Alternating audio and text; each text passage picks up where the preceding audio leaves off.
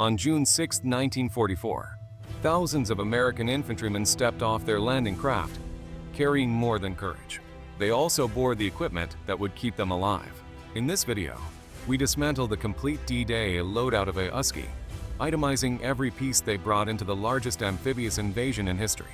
From primary weapons and daily rations to the tiniest bits of kit, here's exactly what a soldier logged onto the beaches of Normandy. The M1911 .45 caliber pistol served as a trusted sidearm, commonly carried by NCOs, officers, and assault troops on D-Day. Its stopping power, dependability, and stout steel construction made it a favored backup in close-quarters fighting.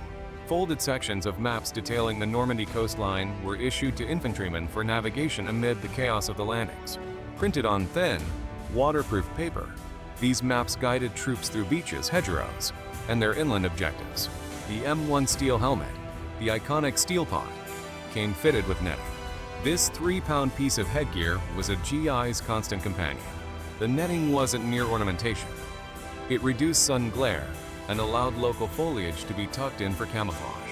The M1941 field jacket, in light olive drab, defined the early war silhouette. Stylish as it was, many GIs grumbled that it offered neither enough warmth nor adequate waterproofing for harsh European conditions. Paired with it were M1937 wool trousers made of heavy olive drab wool. These pants were the uniform's workhorses, often itchy. Yet they kept a soldier warm even when the Channel spray soaked them. Under the field jacket came the M1937 wool shirt, a mustard-colored wool layer that provided essential insulation against damp French mornings. Footwear typically included Type 2 service shoes, ankle-high leather boots built for the long march. By 1944, many examples were of rough-out leather treated with dubbing to resist water. Soldiers also wore M1938 canvas leggings. Before combat boots were standard, these canvas gaiters were laced up to shield the ankles and keep out grit and small stones. Useful in the field, but fiddly to don quickly. At the center of a rifleman's kit was the M1 Garand. General Patton famously called it the greatest battle implement ever devised. This semi-automatic powerhouse delivered U.S. infantry a decisive firepower edge over bolt-action armed opponents.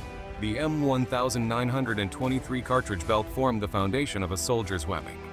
This heavy canvas belt featured 10 pockets that held enough .30-06 ammunition to feed the M1 Garand during sustained engagements. The M1928 Haversack was not a conventional backpack, but a complex canvas envelope that carried rations and personal effects. Pack it wrong, and everything tended to spill out. For the sea crossing, the M1926 inflatable flotation belt was essential. Known as the life belt, it used CO2 cartridges and 2 trigger handles to inflate if a man went overboard in deep water. The M7 rubberized assault gas mask bag was specifically designed for the invasion. This black, waterproof, rubberized pouch was strapped to the chest to keep the gas mask dry through the surf landing. Gas detection was managed by the gas detection brazier, a chemically treated paper sleeve worn on the shoulder. It was designed to change color to pink or red if blister agents or nerve gases were present in the air. The M1 bayonet, in its scabbard, was a 10-inch blade that clipped to the Garand's muzzle, useful in close combat or simply for prying open crates.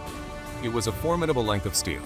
The M1910 entrenching tool, the T-handled shovel, preceded the later folding spades.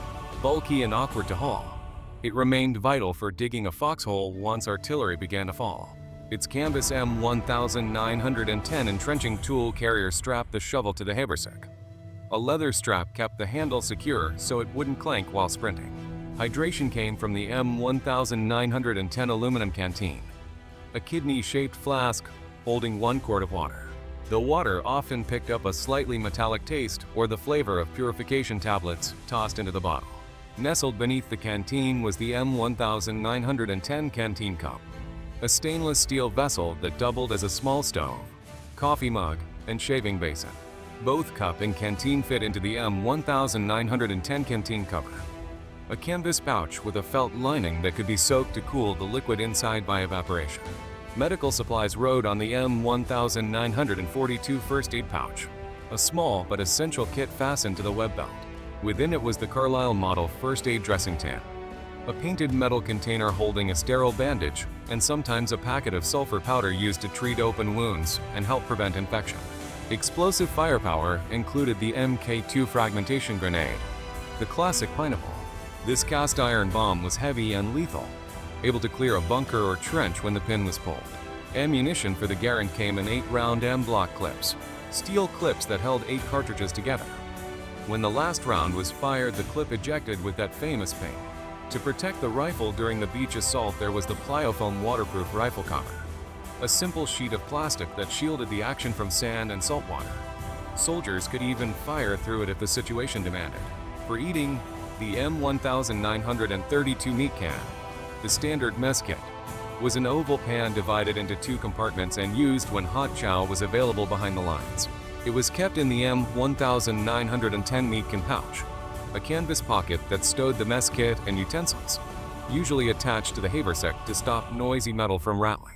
Sustenance at the front came in the K ration box, a daily combat food issued in a wax-coated cardboard pack containing tins of meat, biscuits, coffee, and cigarettes. Barely enough calories to keep a man fighting. For emergencies, there was the D ration chocolate bar, a dense, heat-resistant bar so hard that soldiers often shaved thin slices off it with a knife to eat. Lighting and signals were handled by the TL122 flashlight, the distinctive crook neck lamp. It clipped to the suspenders for hands-free use and frequently carried colored lens for signaling at night. Identification wrote on U.S. Army dog tags, 2 stainless steel discs on a beaded chain bearing the soldier's name, serial number, blood type, and religion, marking them in life and, if necessary, in death. Finally, standard issue wool socks were perhaps the most underrated item in the kit. Clean, dry wool socks were the primary defense against the ghastly trench foot brought on by wet foxholes. Also issued specifically for the Normandy landings was the compact M5 assault gas mask, lighter and flatter than earlier models. It was designed to protect soldiers from any potential gas attack during the invasion.